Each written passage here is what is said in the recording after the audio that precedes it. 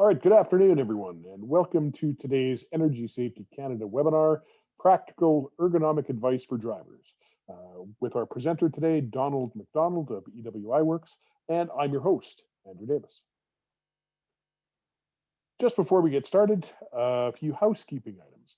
Please do interact with us, send us questions at any time. You can direct those to me and I can consolidate those and I'll present them to Donald and maybe we'll have a short discussion on that.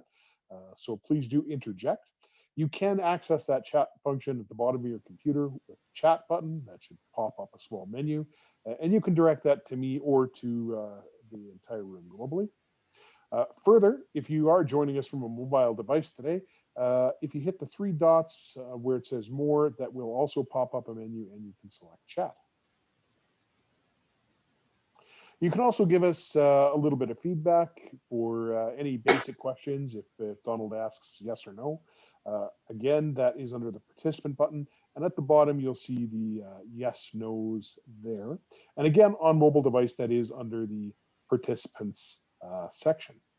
So we are actually going to give that a quick try here, just to make sure that you can see and hear this presentation correctly. Again, please go to the participants menu and indicate yes or no.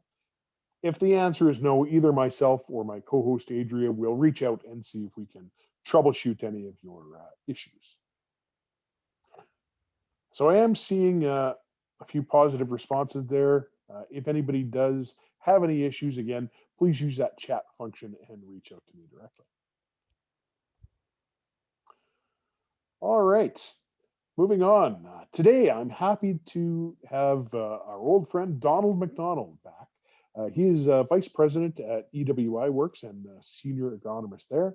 He does have a Master's in Ergonomics from Loughborough University in the UK and is a certified Canadian professional ergonomist. And last I checked, Donald, I think you had 18 years, but I won't hold you to that. Yeah, we're working on near 19. So yeah, it's coming up. All right, very good. All right, if you just want to share your presentation, we can get rolling with the meat and potatoes today. Yes, hopefully we're full screen now. Yep, just seeing the agenda. I'll let you take it away.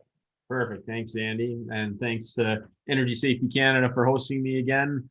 This year, I'm always excited when Andy emails and says, hey, I've got an idea. How do you feel about talking about that? So thanks for having me back. So today we're going to talk about ergonomics and driving. Andy was interested to see if I had some thoughts on that and some information that I could share. And it's certainly a topic that I'm familiar with. I've done lots of vehicle ergonomics assessments over my career, individual assessments, helping organizations and their fleet departments select an appropriate vehicle or review potential vehicles. I've been involved quite a bit in the integration of technology into vehicles, whether that's a laptop or other device, and its placement to where it's optimized for the user to be able to access and make use of. So it is a topic I'm quite comfortable with. So today, here's our agenda for the next little bit. I'm going to start with an introduction to musculoskeletal injuries, or a review for many of you, hopefully. We're going to talk about what are some of the common concerns that we see as it relates to vehicles. And then we'll get right into, what are the things we can do in terms of setup and equipment within different sizes and classifications of vehicles. And then I've got some sort of summary slides on really what you can, go away and do as an individual and with your organization, help make sure that when we've got people operating vehicles, whatever type of vehicle that happens to be, that we're setting them up for success and reducing the risk of injury. I do have some resources to share as well. I know we're recording today's presentation, but I've got some free resources that you can find on the web, and Andy can share those towards the end that will give you some summary of the information that you'll see today. So I wanted to start again with a little bit of a review on how we develop musculoskeletal injuries. And there are a number of factors that will play into that. There's the biomechanical risk factors, organizational risk factors, so how our work is designed and laid out for us. And then we're all going to have personal risk factors as well. Now, today we're going to focus on how do we eliminate the biomechanical risk factors, but all of those things certainly do play into our risk of developing a musculoskeletal injury. If we look at the primary risk factors for developing musculoskeletal injury, we're going to consider posture or awkward postures, high forces, and then how long are we doing that, whether it's a repetitive activity or a long duration activity. Now, when we look at driving, which is of course our topic for today, the forces aren't necessarily high with actual driving, and the postures might not be extremely awkward, but we can still have some awkward postures when we're in a vehicle. And if we're doing that, even if the postures aren't particularly extreme, if we're doing that for long enough, we can still develop a musculoskeletal injury. And Alberta is a big province. Many of you and many of the workers that you're helping with are definitely doing long durations of driving. So we want to really, the duration we probably can't change. They've got to get from A to B. They've got to do it in a certain amount of time. So what we have the greatest control over is that posture. We really want to focus on that. Further to that, I do want to talk about sort of the mechanism of injury when we talk about musculoskeletal injuries. So much like any other kind of mechanical wear and tear, whether it's on a piece of equipment or our body, each of the tissues in our body have a certain capacity or tolerance, which is the red line on the top of this slide. The amount of strain that's placed on those tissues varies depending on what we're doing throughout the day. You can see the blue line at the bottom here is sort of the demand that's being placed on those tissues. And as you can see, the amount of demand is varying. If we're sitting at a desk in a good posture on the far left, not a whole lot of demand. If we sit in an awkward posture, we kind of slouch forward and don't make use of that backrest, the demand is probably higher. When we're doing things that are involving the whole body, like sweeping or using a jackhammer, it goes up. When we're sleeping, it goes down. But what I want you to take away from this is all of these activities still have an impact. And you can see when we're active or when there is demand on those tissues, our capacity decreases. Now, right in the middle of the slide, we've got some sleep happening there, and that's an opportunity to rest for our capacity to increase, for those muscles and connective tissue to get a break and to recover a bit. But if at a certain point, if we place enough demand on that tissue, when the red and the blue lines meet, we have an injury. Okay, so sometimes that injury is going to occur. It might not occur when we're doing the heavier activities, like we see on here, whether it's using a jackhammer or sweeping.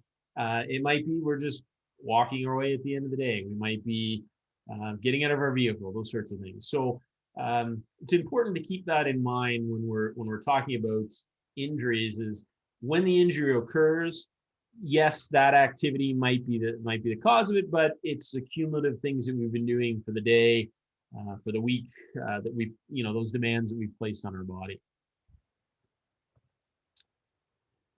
So Andy was able to share some injury data with me, which I think I'm not going to go too big into the numbers, but I've got a couple slides here that I wanted to share with you, and then Andy may chime in with some comments as well. But when we look at three of the classifications of injury, so overexertion, bodily reaction, and then bodily reaction and exertion, you can see that these are accounting for roughly 25%, 26, 27% of all claims within this job classification. That's a big percentage. And these types of injuries, and we'll see here in a minute on the next slide, are directly related. They're primarily musculoskeletal injuries. Okay, and if I look specifically at the overexertion, 90% of those, the nature of injury was traumatic injuries to the muscles, tendons, and ligaments. Very similar when I looked at the other two classifications. when I look at body part injured, back is number one, shoulders and arms are, 2 and 3. Little difference in the other classifications, but we are talking about, muscle injuries to the muscles, tendons, ligaments, the connective tissue, right? And that's a big chunk of the incidents that we're seeing within, a common job code for Energy Safety Canada. So it is an important item. It's it's an area where we're still seeing injuries, and we need to keep working at reducing those. I don't know, Andy, if you wanted to add anything specific to that. I can interject and just add a couple of notes on this data. That actually, I think that averages over 5 years. Okay. But one of the reasons we picked 9911 is that is our largest sector. So it is, it's got the most employees, so it's the most encompassing for what we're talking about. But we do also have that data available for 20 other sectors. So let's say you're working in 6306, you're a back truck company, and you're interested in what this looks like for that code. You can reach out to Energy Safety Canada, send me an email, give me a call, and I can pull that industry level data and share that with you. And we can also benchmark your company's performance. But these sector reports are interesting because they can allow you to see a bigger window of the job codes that you're working in. Maybe it's well servicing, and say, well, we haven't had a lot of these issues, but we're a smaller company. But it allows you to see, globally at a higher level. Well, wait, this sector has got a concern with struck by or musculoskeletal injuries. So just a little plug there for some data analysis we can do. Excellent. Thanks, Andy. And it is always most meaningful to be comparing to, the closest to your actual sector, and as far down as you can drill, the better, right? So that's great. Thanks for that offer. So when we look at, and this is a question I get all the time when I'm trying to, make the case for spending a little bit more on a vehicle or getting a better seat or that sort of thing. Well, what's our incident data related to driving?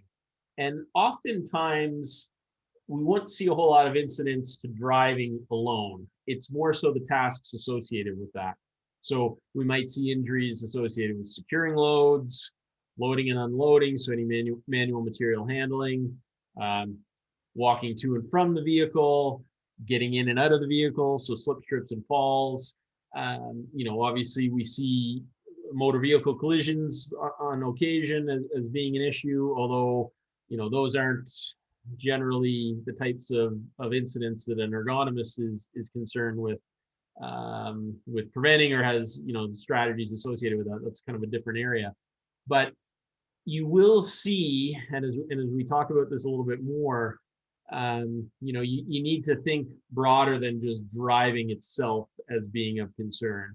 And, the more time we're spending in a vehicle, whether we're actually driving or we're asking people just to sit, or they need to spend time in their vehicle seated, the greater that has an impact on, their likelihood of injury in other instances. I attended a great talk a couple months ago from an ergonomist from Liberty Mutual down in the States, and that was really the point he was making is, we need to look with a broader lens in terms of what injuries we're associating with the task of driving, or to keep those things in mind. Driving itself might not show up a whole lot, but it still has its impact, particularly the more that we're doing it. So just keep that in mind when we're going through today, and when you're going away and looking at your incident data for your own organization. So what are the common complaints that we hear as it relates to driving itself? Stiffness or soreness in our back from extended sitting. Obviously the longer distances we're driving, or the more time we're spending seated in a vehicle, seated in general, we expect to hear more complaints of that. Leg discomfort and numbness is another common concern we see. That can often be associated with the angle of the seat or the length of the seat. Somebody's got a longer leg and the seat is relative to that, it might be digging into them a bit. If the angle's kind of funny, if they're their butt's lower than their knees. They've got a really closed hip angle that can lead to some leg discomfort and numbness. So those are very common issues that we'd see. And then when there is technology in a vehicle, we often hear about upper back, shoulder, and neck discomfort. So either turning and reaching for a laptop, looking at the screen, whatever the case may be, just adds another variable that can cause issues in a vehicle setting. So when we look at the items that we are concerned with, awkward postures are definitely a concern. The more adjustability that a vehicle has in terms of its seat and its controls and its mirrors, that sort of thing, we want to optimize that. And we want to encourage people to always optimize that. They're often we're using fleet vehicles that are shared, and sometimes not everyone takes all the time required to optimize that posture. It can make a big difference because it is one of the things that we have the greatest control over. Duration is also a concern. As I mentioned, I know a lot of the audience and the workers that you're helping out are driving long durations, and that kind of works against us in a couple ways. One, in that it is a static posture for an extended period of time, and also in that when people have been driving for a long period of time, they get there, they just want to get their work done, and if they don't take the time to let their body warm up and adjust to moving around and doing stuff, they're also at greater risk of injury. And then finally, whole body vibration and jarring. Depending on the types of roads that you're on and how the vehicle is equipped, that increases our risk of back issues as well. More so in heavy equipment, but if you're on some rough rural roads that aren't proper roads as well, that can certainly have its impact too. And then with all of these, we need to consider that it's usually not one risk factor that causes the problem. It's usually when we have a combination of things. So if we've got poor posture, plus we've got some whole body vibration, that's going to increase our risk more so than if we just had one or the other. So we're always trying to control the ones that we can control and limit them as best as possible. As I said, posture is the one that we probably have the greatest control over, because the duration, other than breaking up that duration, the distance that we need to cover is still likely going to be there. So how do we get into a good posture? Well, there are a number of different things. You're going to see a lot of pictures from sedans and trucks here. I know, you might have operators in heavier pieces of equipment. Same principles still apply here. First thing is we want to position our seats such that we can comfortably reach the pedals and the steering wheel. Now, that may seem like an obvious thing to do, but it is really important. If we've got an extendable steering wheel, we've got a tilt steering wheel, lowering that even a little bit so that our arms aren't up quite as high, can definitely make a difference, particularly if we've got someone who's driving 3, 4, 5, 6, 7, 8 hours a day, right? Makes a big difference. The angle of the seat can have a large impact as well. And you'll see a slide here in a minute where I kind of contrast what you would see in a sedan versus what you would see, if we're seated in an office or a heavier piece of equipment where we might be able to sit a little bit more upright. For anyone who's got an underlying back concern, quite often sitting a little bit more reclined makes their back feel better. But as you can imagine, as you recline further, your steering wheel gets further away, your neck gets tipped further forward, and there's a trade-off there. So we want to recline slightly, but not so much that we're having our arms fully extended to reach the steering wheel. So here's kind of what I was alluding to on the previous slide is, if we think of somebody sitting in an office, we tend to think of them sitting fairly upright. Someone who's in a smaller vehicle, in a car or a sedan, they might be seated a little bit more reclined. You get them into an SUV or a truck, they're getting, they're closer to what you would see seated in an office environment. And obviously, the bigger the vehicle, the more easily it is that they can sit completely upright.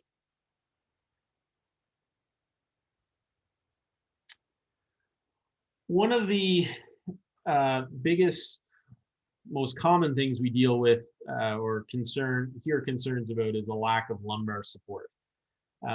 So lumbar support is really important anytime we're seated, whether we're seated in an office or seated in a vehicle. And if everyone wants to stand up with me for a minute, wherever you are, if you can. If you're somewhere where you can't stand up, that's fine. I can't see you anyway. But I want you to stand up and find your lumbar curve. So put your hand in the lower part of your back. It's going to be somewhere above your belt line, kind of the deepest part of that curve. Okay. And then I would like you to sit back down, but keep your hand there. Okay.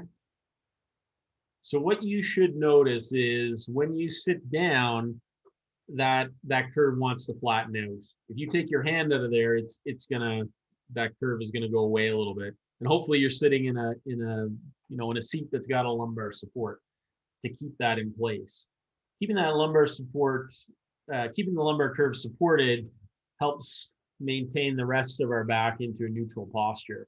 And if we don't have sufficient lumbar support, our back's going to become sore. The longer we're sitting there without lumbar support, the more uncomfortable we're going to be.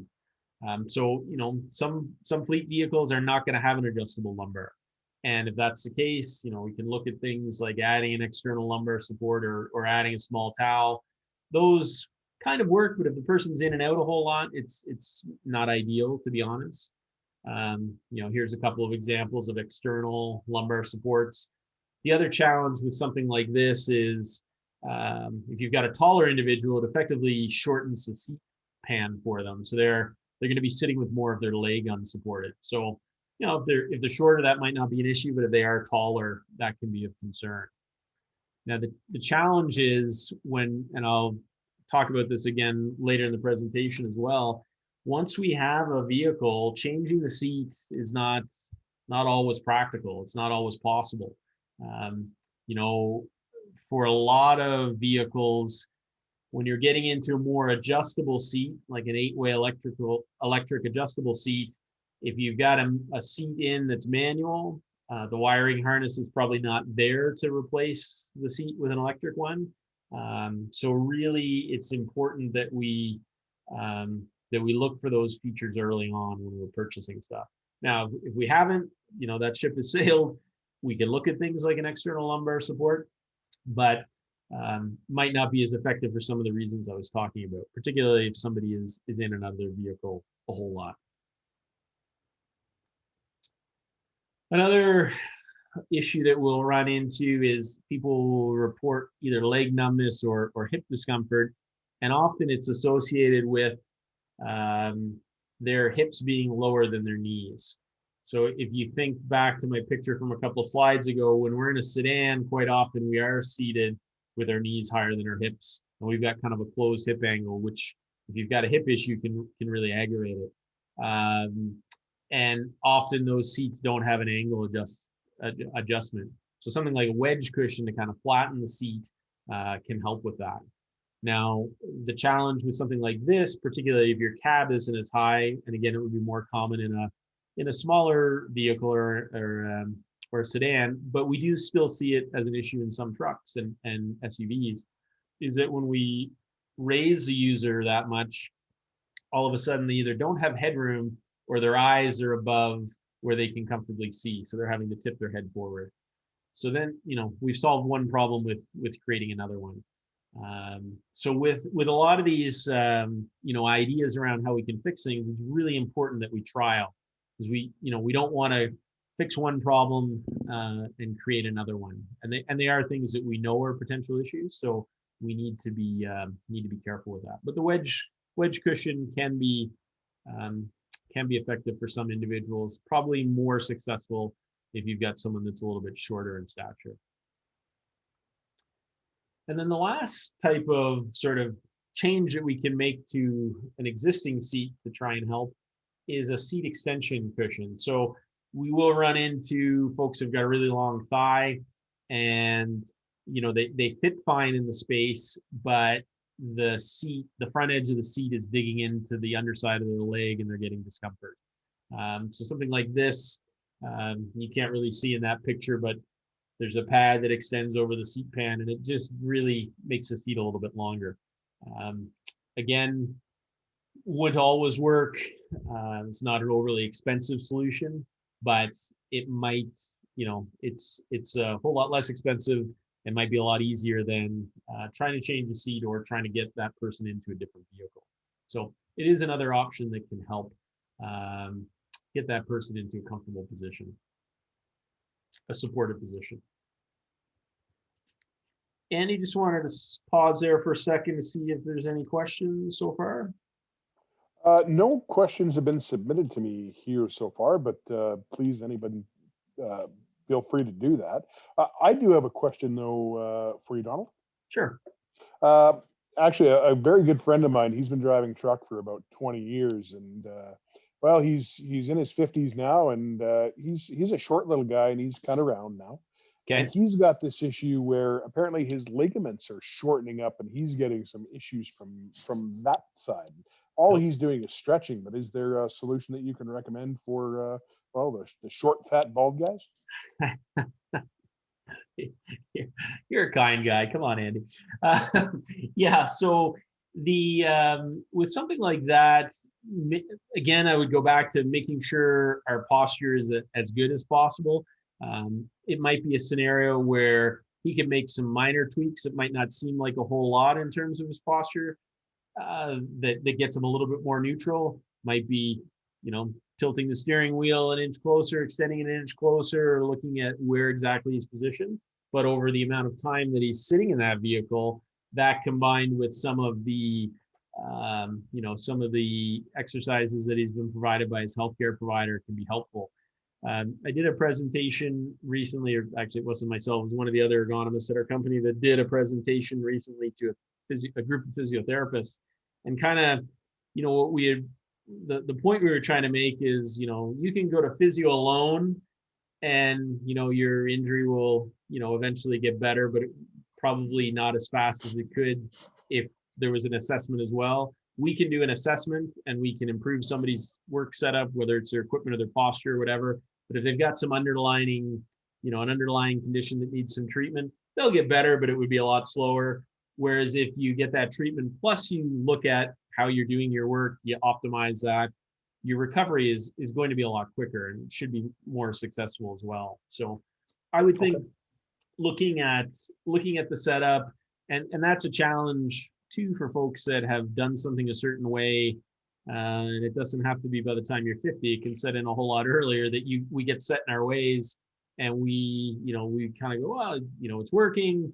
I don't know if I want to change things, but um, sometimes we need to, and sometimes it doesn't need to be a whole lot of change, but that little change over the number of hours that we're doing an activity makes a big difference. Right.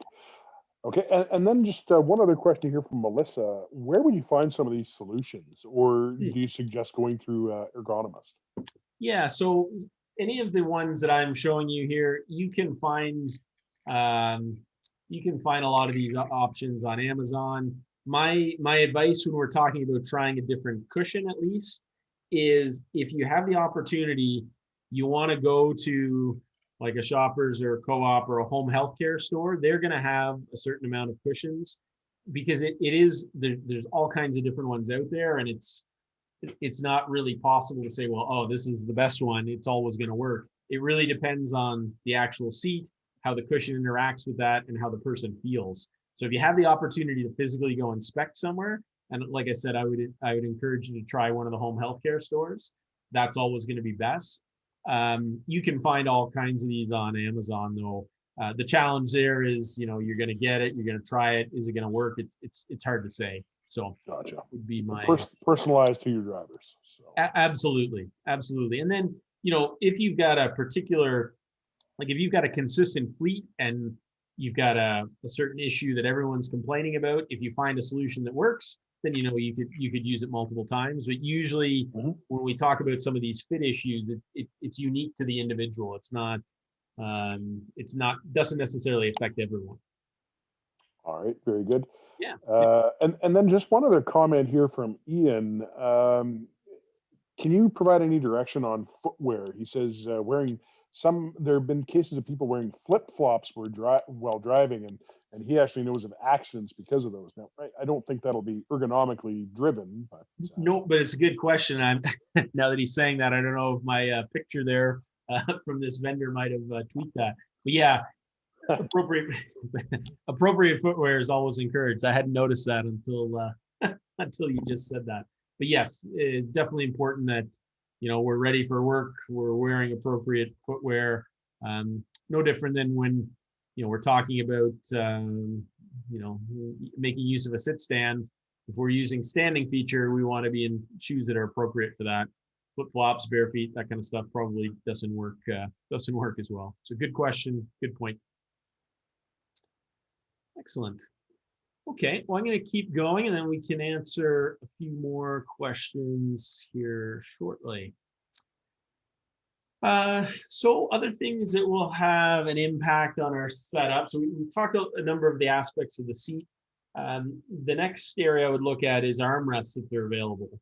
Now, again, it's going to depend on the size of the vehicle, and the class of vehicle, whether you have, an adjustable armrest or not.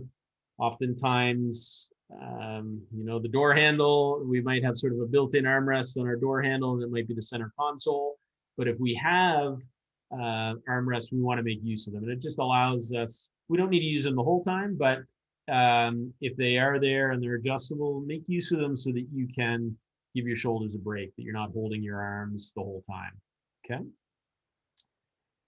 Another one that I think sometimes people forget about is, I wouldn't say forget about, because hopefully they should be doing this as part of preparing for to start their days, checking that their mirrors are in the right location. And I use the example of myself and my wife, who have a bit of a height difference. We're both taller, but not the same height by any means. And I notice it fairly quickly if I get into her car, if I haven't made some adjustments to that mirror, that I'm tipping my head forward in order to see. And when we've got shared vehicles, it's probably easier if we're always in a different shared vehicle, that we get into the habit of doing that. But if we have our own vehicle, we might be less aware of that. And I think it is important to optimize that. And then if we're going to a different vehicle, to make sure that we've checked that, because we might still be able to see, but we might be adjusting ourselves into an awkward posture when we don't need to be, when we've got adjustable mirrors, whether that's a rear view mirror or our side mirrors. So that can be important as well. And then when we talk about the position of our hands on the steering wheel, you can imagine we're a little bit lower, it relaxes our shoulders. If we've got our hands really high on the steering wheel, that puts more strain on our shoulders and our upper arms. That's at 9 and 3, and obviously recognizing that our hands are going to move, that puts our shoulders into a better position. So the next thing I want to spend a little bit of time on is the idea of a mobile office. And you don't need to be using your vehicle as a mobile office. It could be you just have a laptop or some other technology in there that you're using briefly during the day. And there are some good opportunities to optimize that. But we do hear lots of complaints about people who are using their vehicle as an office. First thing is, it is a cramped space. There's not, as generally speaking, in most vehicles, we're not going to have as much space as we do in a purpose-built office. Usually, we're also going to be twisting to access a laptop. Laptop is commonly in the center, and we're either trying to use it from the driver's seat or the passenger seat, or it might be right in the middle so that both have access to it. Either way, it's not as squarely in front of us as it would be if we were in, again, more of a purpose-built office. Other things that we hear about, definitely connectivity issues. If the posture is not ideal to begin with, which often it isn't, and we enter a bunch of information and then we need to enter it again because we've lost, our connection to the network, it just prolongs how long we're in these awkward postures. It can be frustrating. It really does commonly come up as an issue. And then glare on laptop screens. Particularly if you haven't, secured a laptop that's designed to be used in that environment that has a brighter screen. it can be harder for us to see that because the screen is just not bright enough relative to the most almost outside environment. So if we are using laptops in a vehicle, we need to make sure that we're getting equipment that's appropriate for that, that's going to have a higher, a brighter screen. So when we look at this, as I've kind of alluded to, standard vehicles are not really designed to be used as an office. There are lots of different mounts that are out there, and any of the locations that you can choose have pros and cons for them. So it's important to kind of work through where it makes the most sense and where there's the most positives and the least negatives associated with that. So considerations when we're talking about a laptop, it's going to be dependent on a number of things, but how often we're using it, what exactly are we doing with it? Like, are we looking at it or actually entering information? The size of the user and then the size of the vehicle are all going to have an impact on where we can actually place it. So this is just to give you an idea, and this is from a few years ago, but there's more than a couple options for laptop mounts. There are a ton of different options, and some work better than others in particular vehicles and in particular installations. So there really isn't one kind of ideal laptop mount that's out there. There might be one ideal for your particular fleet or style of vehicle, but there are a lot of options. And a common thing we'll see is organizations will have a laptop mount that works really well, and then when a vehicle miles out, they put it into a different vehicle and it doesn't work so well because it wasn't really designed for that. So if we're going to try and reuse mounts, which I can understand why organizations want to do that, they are an investment. We need to make sure that it still works, or maybe we need to retrofit a little bit, and it can still work, but it does need some sort of modification. So really the point of this slide is just to get you thinking that, yeah, there's lots of solutions out there. I wish I could tell you, oh, you get mounts ABC and you'd be fine, but it's just not that simple. There's lots of different constraints that will impact how well that works, if it works, and those sorts of things. Just another comment from the field here, Sure. Donald. Something people might not be thinking about are electronic logging devices. So those come into force in, I want to say, June of this year. There's a lot of questions around what units are Canadian certified. We're actually having a webinar on that coming up. It's just a little plug there. But other things to think about, you might not put laptops in your trucks, but you may have these logging devices that people need to work on. So yeah, perfect. Yeah, and it's funny, we saw a lot of laptops, and then lots of organizations are going to tablets only, which if we're still asking people to enter a lot of data, they still wanted a keyboard. So it's a lot of this technology changes very quickly, and it can come in different forms, but either way, we want to think about how it's going to get used, where it's going to get used, and we want to try and help people set up for success.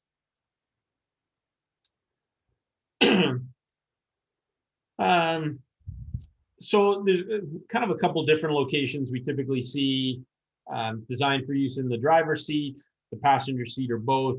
Really, the easiest place to get set up well is in a back seat of a vehicle. Now, if we're talking a truck, that's not necessarily an option, but it is easier to get things squarely in front of us. And when we look at laptop mounts or tablet mounts, features you can get height adjustability, angle adjustable, swivel.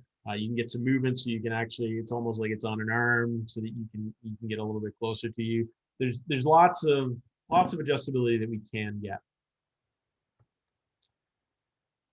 And then kind of the last thing I'll say on this, because I know it's not necessarily the focus and not necessarily applicable to all my audience, but we do want to think about how it's primarily being used. So if viewing items on the screen is the the biggest interaction you're having, you want to put a greater focus on where that monitor is or where the screen is.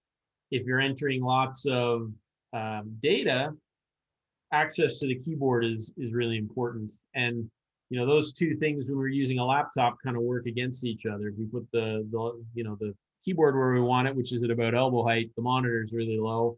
If we put the monitor where we want it, our hands are up really high typing. So sometimes if we've got people that are doing a lot of data entry, we would have you might use a laptop that's placed a little bit higher and then still have an external keyboard with a built-in mouse so that they can have that on their lap. And then at least their shoulders are in a more relaxed position and their head and neck is in a better position as well. So if anyone wants any more information on kind of that idea of the mobile office or introducing technology, like I said, I've got lots of experience on that, and feel free to reach out. So I'm going to just kind of go through some work practice tips and then kind of give you a summary of things that I think are important that you can take back for yourself and for your organization, and then we'll open it up to some questions, and I'll give you some resources as well. So other things that we can do when we look at a work practice scenario, taking our wallet out of our pants pockets so we're able to sit flat and straight. Again, seems like kind of an easy, obvious thing, but if we sit a little bit off kilter because our wallet's in our back pocket, that's going to have an impact on us, and that's something that's easy to resolve. We want to make sure that users are adjusting their seat and their controls, their mirrors, all those sorts of things so that they are in a comfortable position. They're not reaching, they're in as close to neutral posture as they can. And then if we are using a laptop or another piece of technology in a vehicle setting, we want to adopt or adjust our posture and the position of the equipment as best we can. So we might need to adjust them both a little bit each time, because often we're needing to move that piece of equipment further away or out of the way when we're actually driving. So it's important to adjust both things as best you can, which is then going to result in the most neutral posture possible. Other things that are really important, entering and exiting the vehicle, I think, is a really a risky time, right? If we don't have our hands free, if we're not able to maintain 3 points of contact, that's definitely an area, a time when we need to be a little bit more aware of what's going on and being cautious. I've got a couple organizations that I used to do training in, and on a regular basis, and the safety person would get up and really, this was kind of a pet peeve of theirs, was people not paying attention when they were getting in and out of vehicles and really, having unnecessary injuries from their perspective. I've actually, one of the resources I'm going to share at the end, it's a great resource that the gentleman from Liberty Mutual had shared in his presentation a couple of weeks ago. And it's the cargo tank safety. It's a group down in the States. It's a nonprofit group that has put together a bunch of resources. And one of the things they've got is a couple PowerPoints on safely entering the cab of a vehicle and then up and on and back off a cargo truck. And, sort of his suggestion, and I would sort of say the same thing to you, is, these are generic slides. They've got great information. If you can replicate those or duplicate those with pictures of your own vehicles, kind of highlighting those same things, if you don't already do it, I think it's a great idea. Because he talks about the importance of, 3 points of contact and gives some other tips around that. So I think that's really, really important. The next one is a bit more of a challenge. So when we talk about avoiding extended sitting, and it's challenging because I know many of you have got employees that are driving long distances and they need to, and encouraging them to stop partway, although it would be great if they did, and if it's long enough, they really need to. But it's still hard to get past. I just want to get there and get my work done and then get back to where I need to go next. So some things that can help is even encouraging movement when we are stopped for a short period of time. If we're stopped at a stoplight, if we're stopped waiting to get confirmation on something, but we don't have enough time to get out, even getting some movement in our seat is still helpful.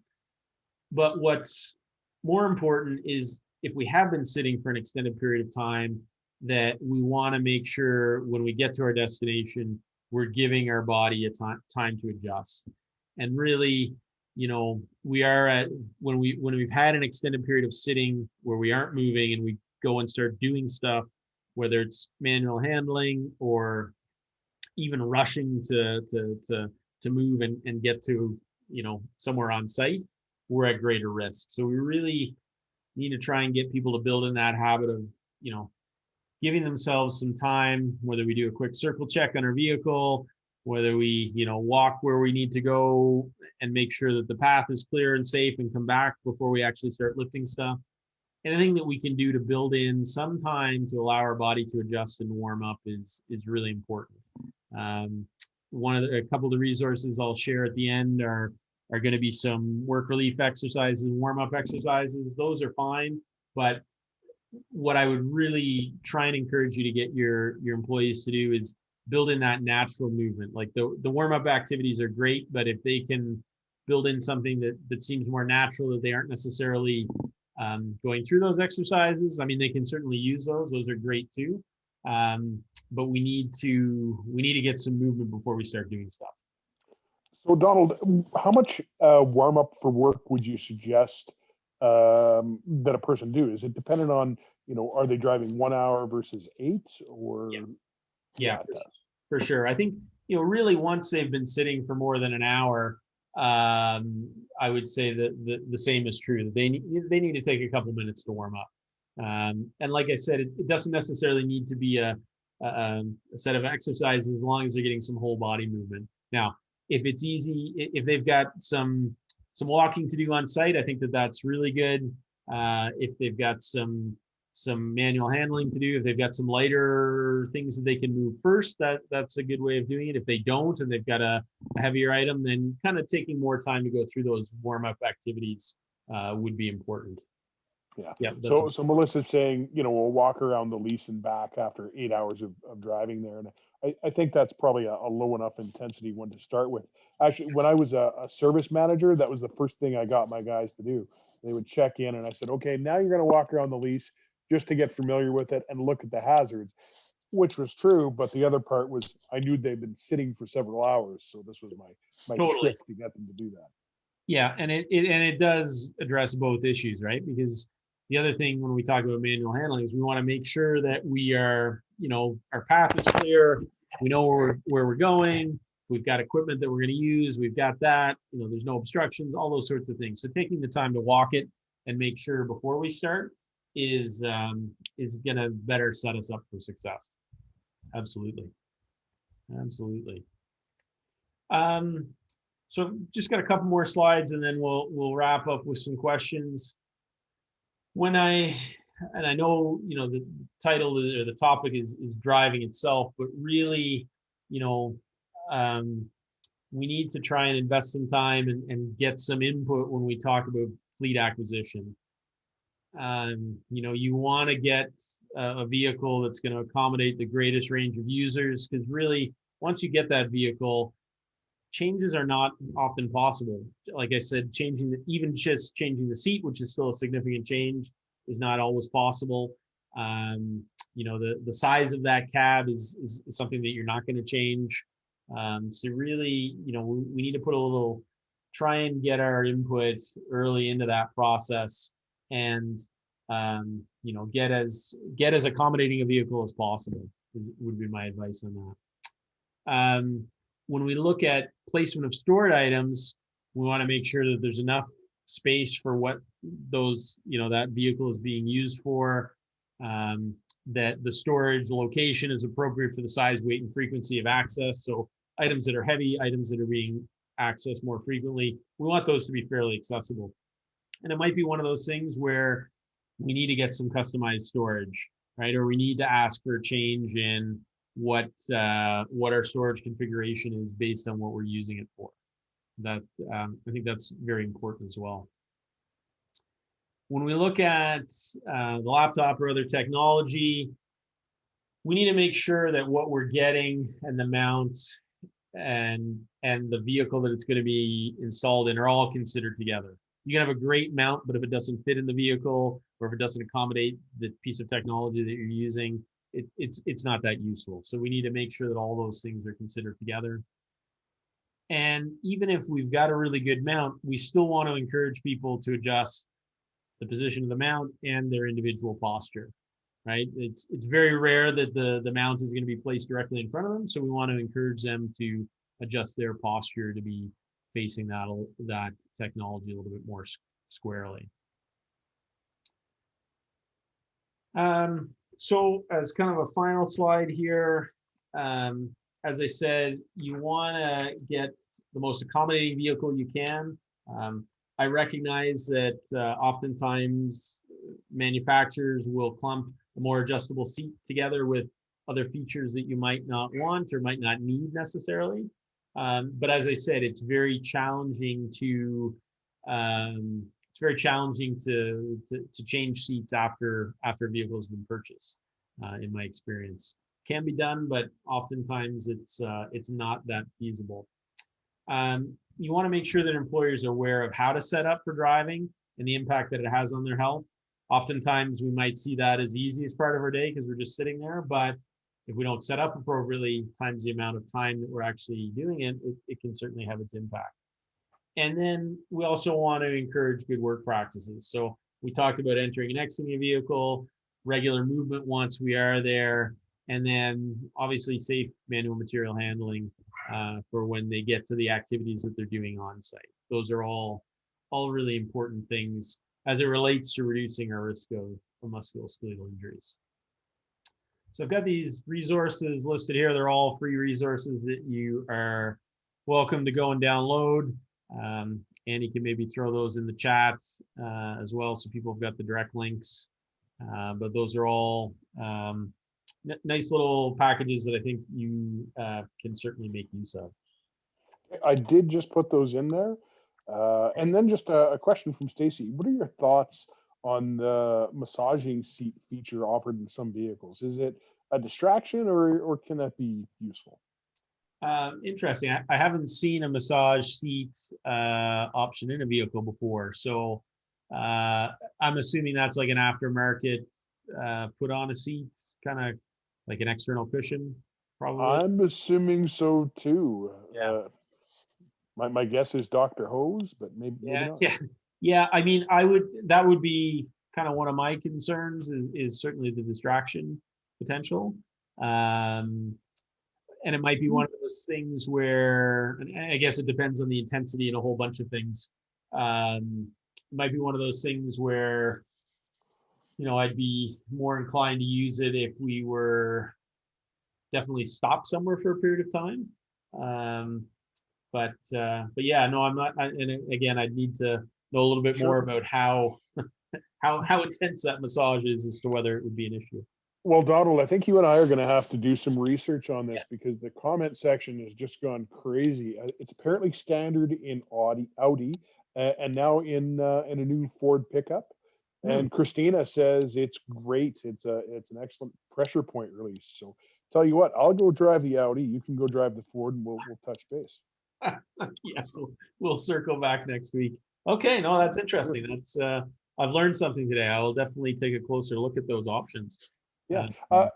Could you actually just go back to those references? I did post them into the chat there for you, Ian. If you just scroll back, you can copy those out. But here are a few of them from EWI Works. Cargo tank safety is again that other one that he did reference. And then I actually had a couple of, unless there's other questions, I've got something here I'm going to share as well. Okay, I can stop sharing. Yep, I've got it. Okay. So we've got a couple of safety alerts, some of them a little older, but that relate to vehicle ergonomics, particularly trucking. This one was a fun one. This was a steering wheel failure. So this was an actual incident where a gentleman was driving down the road and his steering wheel came off, but it was ergonomically linked. This was a big guy and he had used his steering wheel to leverage himself in, and when the steering wheel came off, he was pulling himself up, and it actually popped his steering wheel off. Wow. Yeah. So, maybe an extreme example of things that can go wrong, but we do have that safety alert there, and then we do have an older one here. Again, this is classically what you spoke to start with, a driver who got injured, then tightening and strapping down that load. So, for anybody who's looking for a particular, safety alert or a moment to put in front of your workers, we do have those available. Just to follow on, I see a question about heat as an option. I think probably having heat, massage, all those things is fine. Um, and probably if we're getting to that level of adjustment in the seat, hopefully we've got an adjustable lumbar support to start with, right? Yeah. And that's probably the biggest thing I see lacking in a lot of fleet vehicles is it's missing an adjustable lumbar support. Like I said, changing out the seat is not all that practical. You can put like an aftermarket air lumbar in, but lots of organizations, if they're leasing vehicles, they don't want to do anything like that. And then you're into, well, I'm going to put an external backrest on, which we talked about some of the issues there. So, Yep. if that's one thing you really, and oftentimes that adjustable lumbar is tied with some other adjustability that wouldn't necessarily come standard on a seat. So, most seats will go back and forth and the backrest adjusts the angle, but the seat angle, the seat pan angle is not necessarily adjustable. That might be paired with an adjustable lumbar support, and it just gives you more flexibility to get the person into an appropriate position. Yeah, for sure. And Melissa's commented here, some taller users, the lumbar can be too low and it hits on the lower back, which is not good either. But I really like your concept of, let's take health and safety and look at this at a systemic level.